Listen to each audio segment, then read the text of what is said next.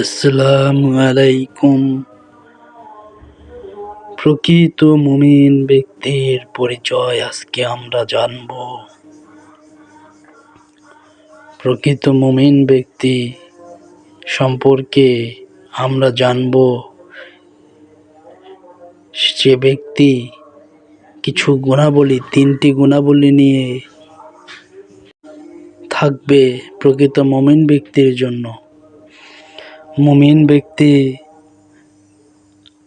হচ্ছে সে যে ক্রোধান্বিত হলে, তার ভেতরে ক্রোধ বা রাগ হলে তার দ্বারা কোনো অবৈধ বা অন্যায় কাজ করাতে পারা যাবে না।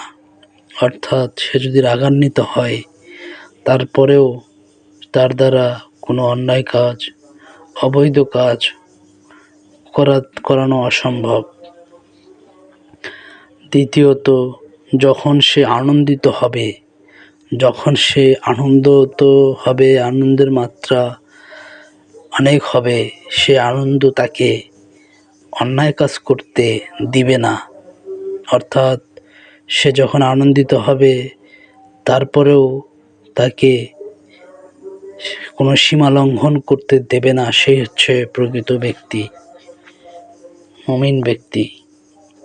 তৃতীয়ত, তার যে বস্তুর ওপর কোনো অধিকার নেই, কোনো ক্ষমতা নেই, কোনো ন্যায়সঙ্গত অধিকার নেই, সে ক্ষমতা থাকা সত্ত্বেও তাতে সে হস্তক্ষেপ করবে না।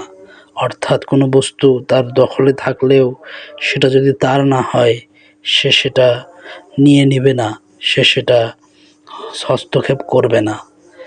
এই 3টি গুণ একজন প্রকৃত মুমিন ব্যক্তির মধ্যে থাকতে হবে। আমাদের ভিডিওটি ভালো লাগলে আমাদেরকে সাবস্ক্রাইব করুন, ইউটিউবে এবং ফেসবুকে ফলো করবেন। সবাইকে অসংখ্য ধন্যবাদ।